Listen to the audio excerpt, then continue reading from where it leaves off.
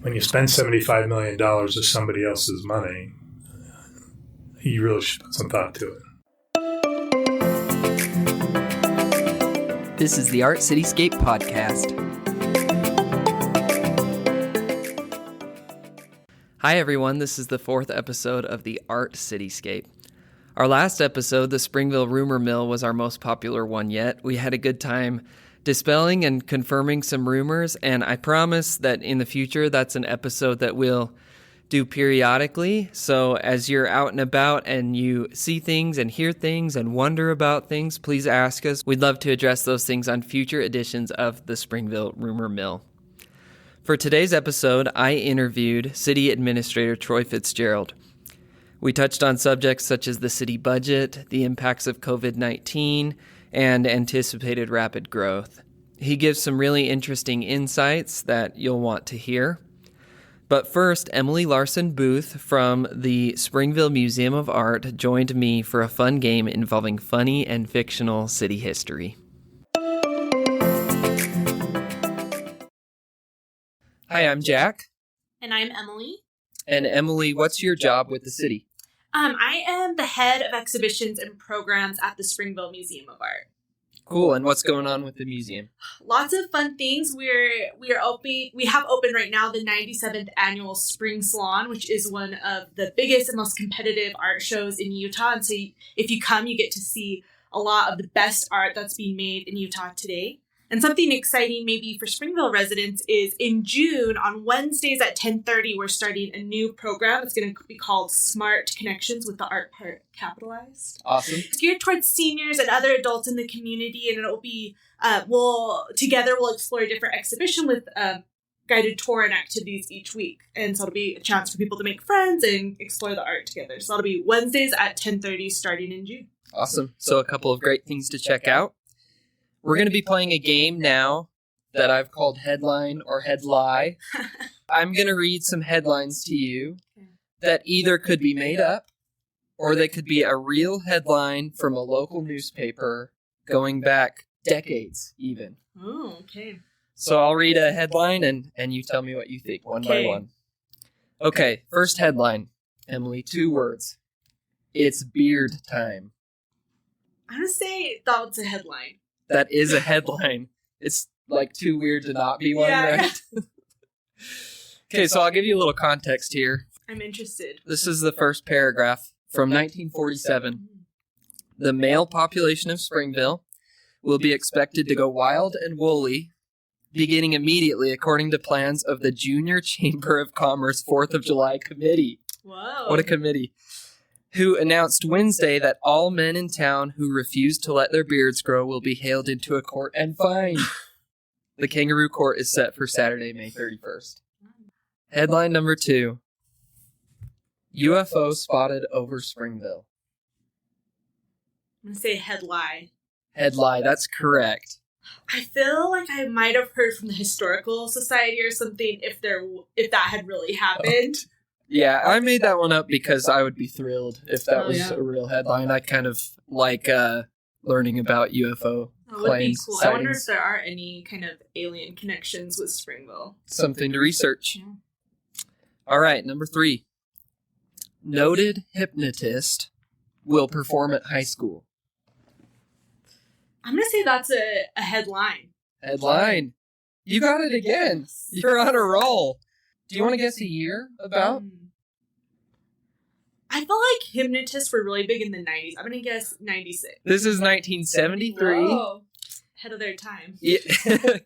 Internationally known hypnotist Vandermeide did a show at Springville High School. I don't have any other information.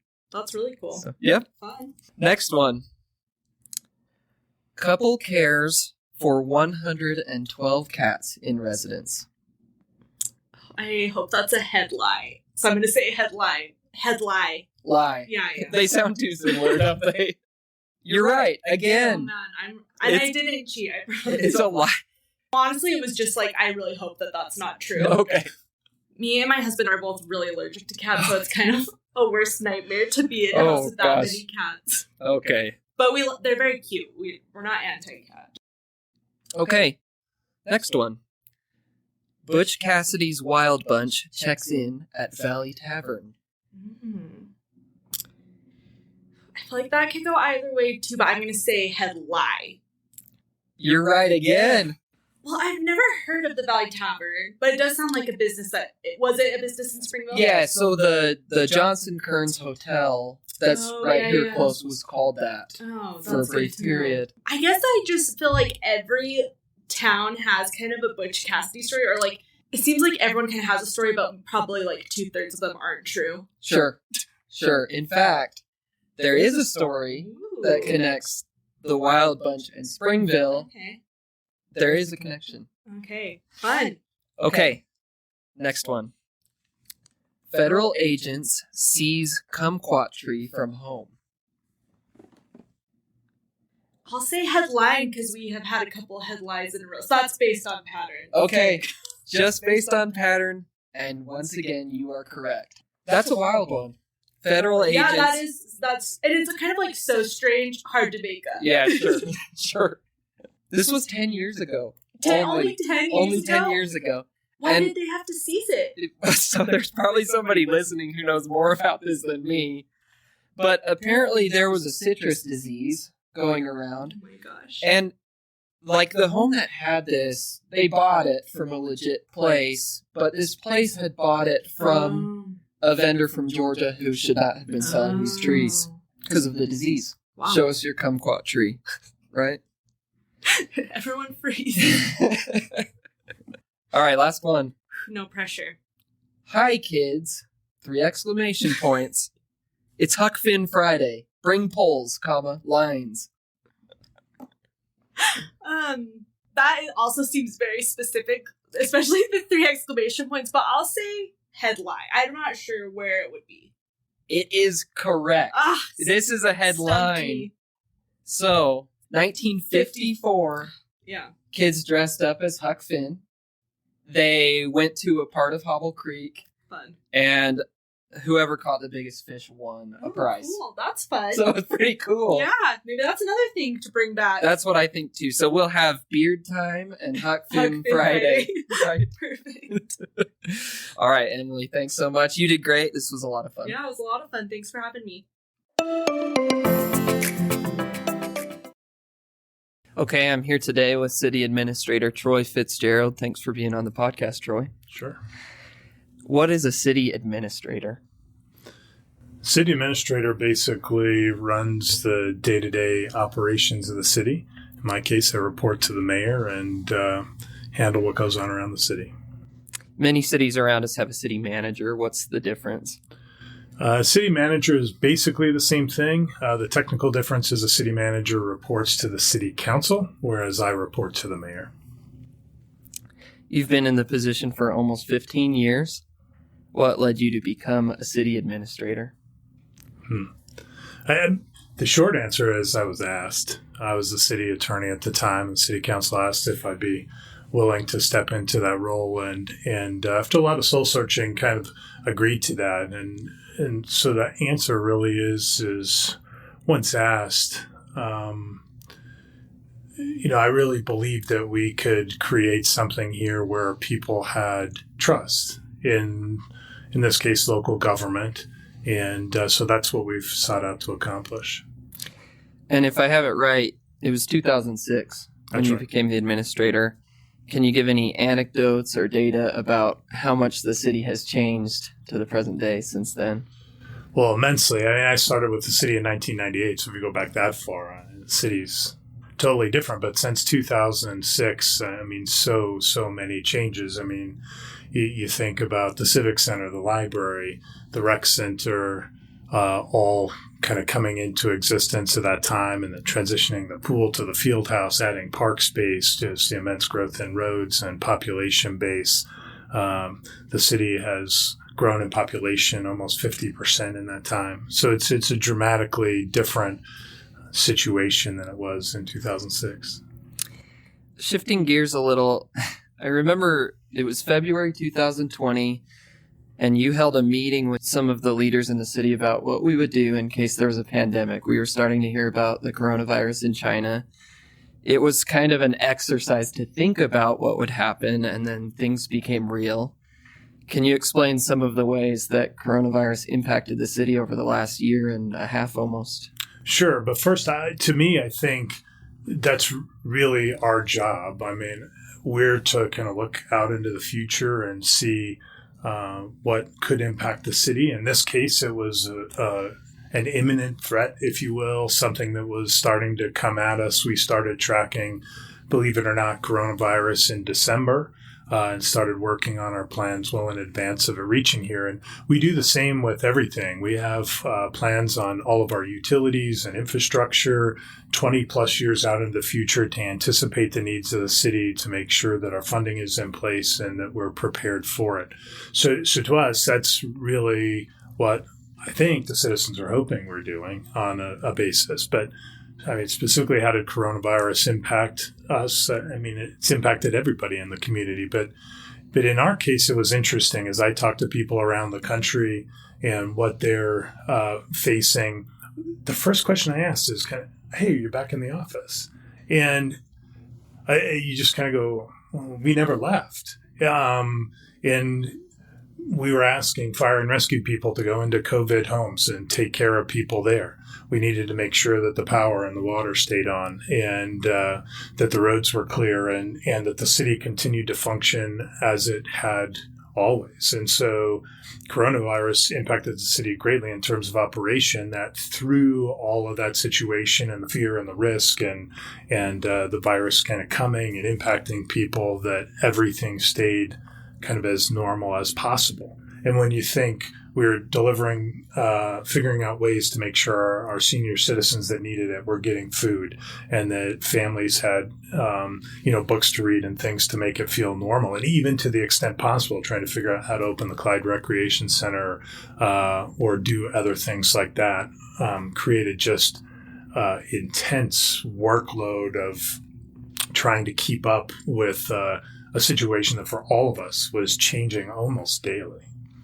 And I'm thinking that probably brought on a lot of questions in terms of revenues and expenses for the city. What was the budget process like last year? Yeah, our budget year starts on July 1st. So our heavy budget planning process is in the spring, right when COVID rolled in. And in fact, since we're in the middle of it again, I was looking back at some of the information. And at the time, we were looking at huge drops in sales tax, and we were seeing unemployment up 2,000% in kind of how is this going to happen, and where are we going to go with all of this, and how are we going to maintain services. And so we actually prepared a year ago a number of different budgets, kind of looking at various scenarios, and worked with the city council on how to make that happen.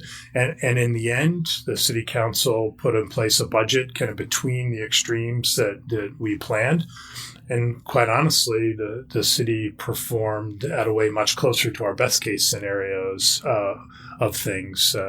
People were largely able to stay employed, and certainly with stimulus and other things, people were spending money at local stores. And so our revenue sources stayed relatively strong through the pandemic, and it worked well. And then we've had to kind of reinsert things. I mean, as buildings opened up sooner than we anticipated, for example, you're going to have to go back in and put more money into those services and make sure they were staffed appropriately and so forth. So it's been a busy year for sure. You mentioned that it's springtime usually when you begin working on the budget with the council and with different directors. And so you're working on it again. Why does that process take so long, and why is it so important? Well, when you spend $75 million of somebody else's money, you really should put some thought to it, right? And the city council takes that very, very seriously. We at the city take it seriously. And what I love is the great staff we have here know that the budget kind of is the law. It's the gospel, right? I mean, we're given tasks to accomplish by city council that are telling us where to head. They give us that guidance and direction, then we go accomplish it, and we do it within budget.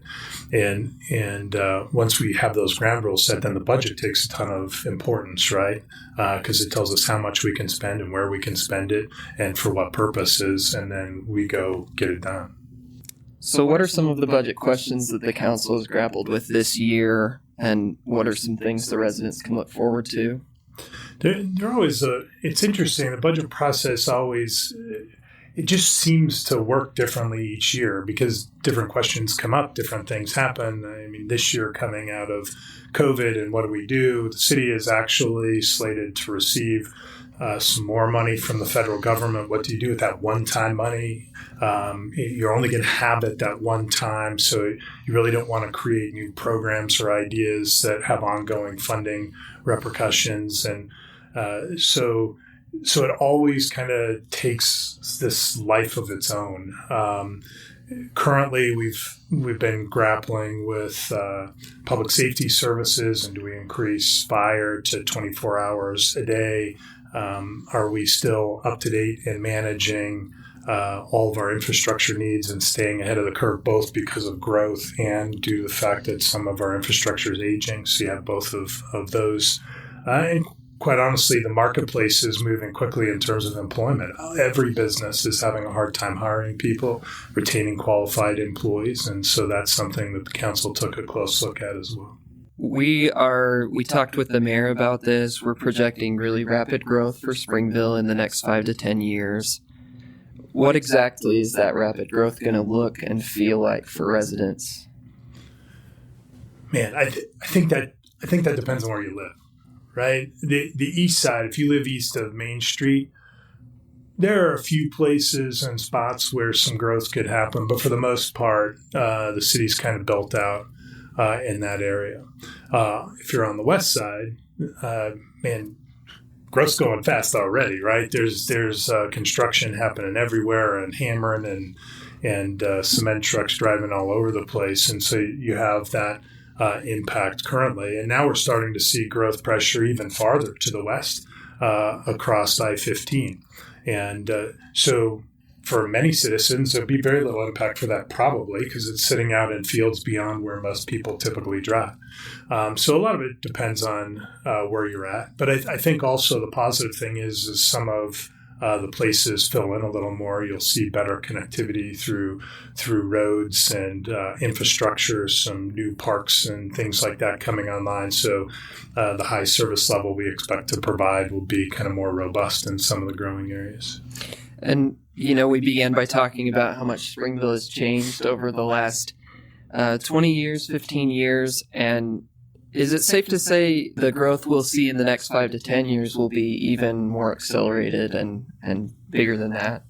Yeah, in a way, I think the early 2000s saw similar growth patterns with the annexation and the growth of the West Fields between 400 West and 1500 West on the west side of town there.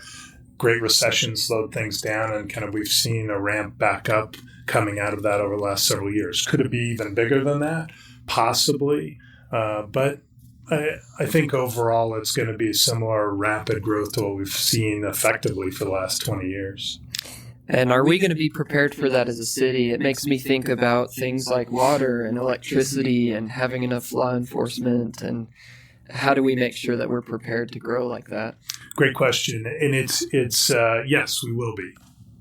We're there. We have our master planning in place. The resources are either in place or the preparations for those are there. As growth happens, we'll continue to add the infrastructure necessary to keep up. When you ask about things like police officers, one of the challenges that cities face is revenues trail. And what I mean by that is a lot of the money that comes to provide the services come behind the need for services. If you build a new house and you were to finish it today, the first time the city would see any property tax from that is next next November 2022. So somebody's going to live here for a year and a half before we receive any property tax from that new home. And we need police service for that. So we have to wrestle with some difficult things about kind of how to maintain those services as our revenues start to flow in with that. But it's something we're used to handling, and I think we'll take care of it just fine. A final question I want to ask, and maybe I'll follow up on it, but I want to know from your perspective, because you've been doing this for a while and seen different city councils and changes at the city. do residents really have a say or an impact on what the city does? I think maybe sometimes people may not want to get involved because they think the city's going to make the decisions it's going to make, and I'm kind of at the mercy of that. Well, absolutely, they make a difference. I mean, we're a representative government, so a lot of the decisions are made by the city council, but the city council are us, right? I live in the city and they represent me, and I have a voice in choosing it. So participating in elections certainly is a big part of it. And we actually see a huge drop-off in participation in elections at the local level compared to the national. So I'd certainly encourage people to be involved politically and vote for their local leaders, because it makes a huge difference. But beyond that, because they are local leaders and they're our neighbors, you have the ability to talk to them. You have the ability to talk to me and other members of our city staff that are responsible for making decisions. I think this podcast is an effort to reach out and say, hey, here's some information from us, but also what are you interested in hearing about? And so that we can keep people up and have the ability to have some say. Our social media channels, the City Source newsletter that comes in the bill, we're trying to communicate in part because we want to hear back from you. And in hearing back, it shapes what the outcomes are. There are also a number of volunteer positions available where you can have a very impactful opportunity, whether it's the Parks and Recreation Board, the Library Board, the Power Board, and other organizations we have that look very closely at city issues and have the ability to provide guidance to our city council. So we provide, hopefully, a lot of ways to become involved and to shape it. You can show up at city council meetings and speak on any topic you want for a couple of minutes at the beginning. The council members are here and they listen. And they often give us direction to go figure something out or solve something when people are involved. Thanks for doing this, Troy. I appreciate your time and your service to the city. Thanks for being on the podcast. Sure, Jack, and thank you for putting this together. I'm excited to see where this goes and have an opportunity, hopefully, to come back and answer specific questions from people out there. Okay, for an Art City update, we just invite you to check out what's going on at the CRC, Library, and Springville Museum of Art this summer. There will be tons of fun opportunities for all ages. That does it for today's episode.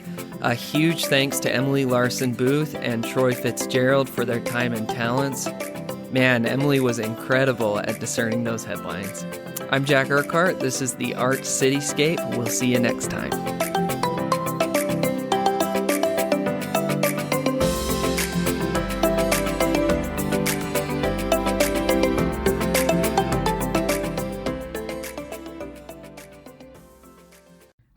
I do a ton of newspaper research, so I maybe should have told you that.